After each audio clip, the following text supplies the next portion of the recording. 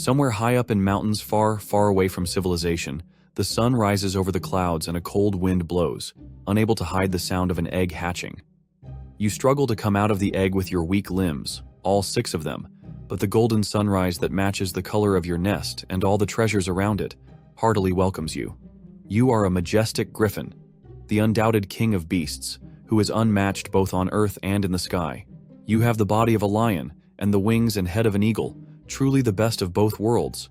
Right now, you are quite far away from being a king because you have just been born, and you can't even open your eyes yet. Your parents work double jobs and come home only once in a few hours to feed you and check up on the eggs.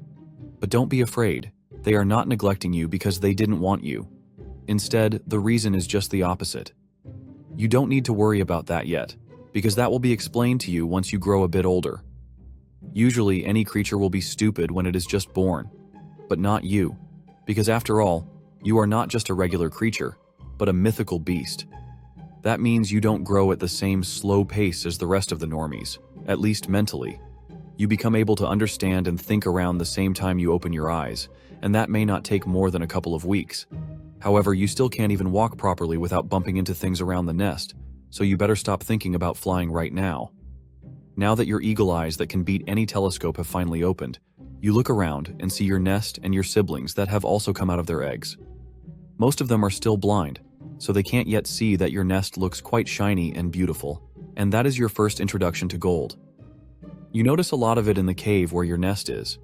The cave is empty for now because both your parents, who are presumably gold diggers in a literal sense, are out fighting enemies to keep their 2 biggest treasures safe, which include the gold and you. You develop a fondness for gold and sense your innate sense of purpose, which compels you to hoard and protect it. Soon, your parents return home with some fresh meat, and they are proud to see that you are already getting ready to maintain their family legacy. A couple of months pass by, and now you can walk and run on all 4s. Your wings have also started to grow feathers, and the wing muscles have been increasing in size and strength, allowing you to briefly lift yourself up in the air. None of your siblings can do that just yet, but since they are all old enough to walk, they are old enough to know your family lore. Your parents start telling you about the origin story of your species.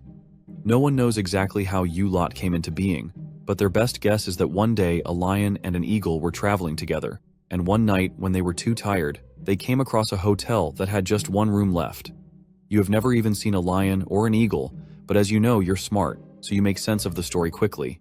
Your parents tell you that your species have lived over a wide area, all the way from Europe to Middle East and North Africa to India and China. They have been treated as mythical beings, the symbols of gods and sometimes even monsters to be slain.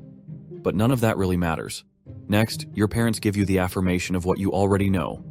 It is your life's mission to protect the treasure that your ancestors have gathered for generations. They are talking about gold, obviously, and what you see in the cave is just the tip of the iceberg. There is an incredible amount of gold hidden within the mountains, mostly in the mines that have not been discovered yet. You are told that the griffins have been the OG gold hoarders, but recently some fire-breathing lizards called dragons have started to ape you. You don't really care much about the lizards as you continue to grow. Your parents don't allow you to leave the mountain just yet, because even for a young griffin, the world out there isn't exactly the safest place. Luckily, the mountains are huge, and there are too many things here that you have not seen yet. It will take time for you to take everything in and satisfy your curiosity. Your parents take you and your siblings out on field trips, teaching you about your territory and the art of hunting prey.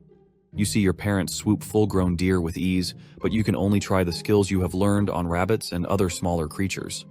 There are other griffin families on the nearby mountains, and you have a cool relationship with your cousins and your uncles and aunts. In between, your parents sometimes get up in the middle of the night and leave the nest for a couple of days, and you have to be in charge of your siblings. They often look tired and injured when they return home, but they often have a lot of meat with them. And then one day, it is just your mom that comes back. Now you are the man of the house, and it is your duty to continue the fight that cost your father's life. The next time your mother senses intruders, she takes you along to fight. For the first time, you see the enemies that have fought your family for generations. These are the one-eyed creatures called Arimaspi, who have always been thirsting after your gold. They come on horseback from the plains at the foothills of the mountain range and always try to get their hands on your treasure. Sometimes they win, sometimes they lose, but the battle between the Arimaspis and the Griffins is always intense. Since this is your first time, you just witnessed the fierce battle between the one-eyed monsters and your extended family from the sidelines, but sooner or later, you are going to join the action as well. Your family manages to push back the enemies this time without any casualties, and you begin to learn more about them gradually. A few weeks later, you join the fight despite not being a fully grown adult yet. You fight bravely, defeating some of the monsters by yourself. It is another successful defense, and now is the time to reap the rewards. You pick up the horses of the defeated enemies and fly them back to your nest for dinner. You are only slightly bigger than a horse yourself at this point, but you are the man of your house, and you have to do this job on your own. In a couple of years, you bulk out and reach the size of an adult griffin. The wars with the Aramaspes still continue, and you have started to rise as a leader among your tribe. One day, you manage to slay the enemy leader after a long and bloody one-on-one, and that is the defining moment in the long war. The Aramaspes retreat immediately, taking a long break to fill in the empty post of their CEO, and the Griffins have a chance to catch their breath. Now that there is no danger to your family, you decide to go backpacking across Europe to explore the world with your own eyes. Your majestic wings carry you anywhere you want swiftly, and with your sharp eyesight, you never fail to spot prey. Your powerful grip never lets go of what you catch, and you start getting used to this peaceful adventure.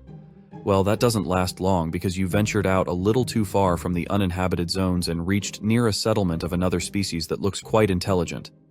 They are shaped roughly like your mortal enemies and ride horses too, but they are smaller and have 2 eyes. Now obviously, you are a top G among the Griffins, and even the leader of your arch-enemies wasn't as strong as you. So what are these puny little creatures called humans going to do? You start feasting on the creatures they farm, and the humans can't do much against you. And since you are the king of all beasts, everyone is prey to you, even the humans. You try a couple of them, but nah. They are full of shit and taste horrible. So you stick to the sheep, goats, and horses. Occasionally, you see some humans riding in fancy boxes with golden decorations. Well, if there's anyone who has the right to all this gold, it is you. So you attack the fancy boxes, eat the horses, and gather whatever shiny things there are inside along with the gold. You create a small bachelor's nest for yourself nearby, so that you can just farm the humans for whatever you want. The humans are scared of you, but eventually they run out of patience, and their leader sends a group wearing shiny armor and carrying pointy sticks to defeat you. You just scoff at these fools for not knowing their place and low-diff them in a few minutes. The same sequence repeats a couple more times, but then the humans come in a very large number, and you low-key don't want to take your chances with them, because it is not worth it anymore. So you grab all the gold you can, and fly back home to tell your siblings the wonderful stories of your adventure.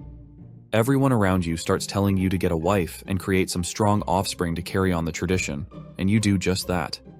You get a baddie for yourself, and then the 2 of you stay in the honeymoon phase till she lays eggs.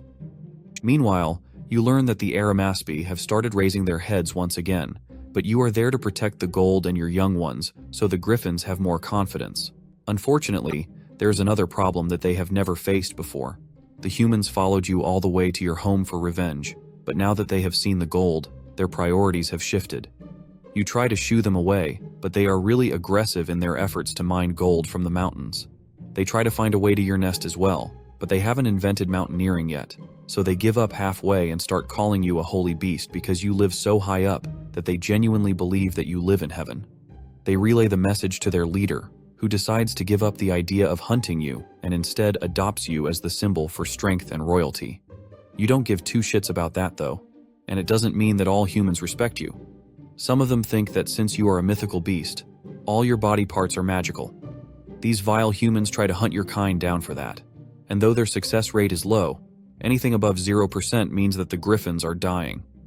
Well, the cycle of life and death is the way of nature, and you are aware of it. You have seen enough fights and deaths that you no longer grieve at each loss. You believe that living in the moment is the only way to enjoy the freedom that you have got, and you don't concern yourself with the matters of humans even as they begin adding your stories to their lores and making you a part of their symbolism. To you, all those are just grand stories that lack any credibility, but as long as they don't cost you anything, you can just live with it, just like you have lived all this time.